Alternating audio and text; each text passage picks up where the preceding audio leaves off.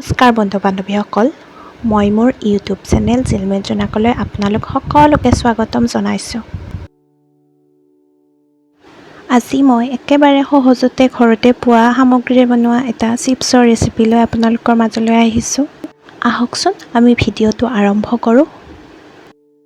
প্ৰথমতে আমি কেইটামান কাচকল বাকলি গুচাই লৈ লৈছোঁ। তাৰপিছত কুহুমীয়া পানী অকণমান নিমখ দি তিয়াই থৈছোঁ। এনেদৰে 1-2 মিনিটমান তিয়াই থ'লে হৈ যায়। তাৰপিছত আমি এনেকুৱা ধৰণৰ এখন কাটাৰ লৈ লৈছোঁ। ইয়াৰ সলনি আপোনালোকে চিপছ কাটাৰ নাইবা কটাৰীও লৈ ল'ব পাৰে। এনেদৰে আমি কলখিনি খুব পাতলকৈ কাটি ল'ম। ইটোত সিটো লাগি ধৰিব পাৰে, সেইবাবে আমি কলখিনি অলপকৈ কাটি ভাজি গৈ থাকিম। একেবাৰে গোটেইখিনি কাটি নলওঁ। এয়া দেখিছে নহয় কলখিনি কিমান পাতল হৈছে।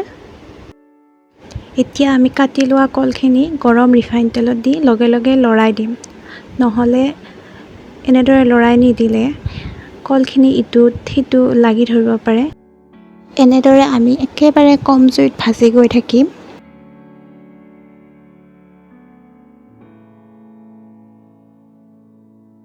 আমি আকৌ পুনৰ এনেদৰে কলখিনি কাটি ল'ম। এনেদৰে আমি চিপছখিনি কিছু সময়ৰ মূৰে লৰাই থাকিম। এয়া আমাৰ চিপছ হৈ গ'ল। আমি পুনৰ কাটি লোৱা কলখিনি কেৰাহীত দি দিলোঁ। এনেদৰে আমি লাহে কিছু সময়ৰ মূৰে লৰাই যাম। এয়া ধুনীয়াকৈ হৈ গৈছে।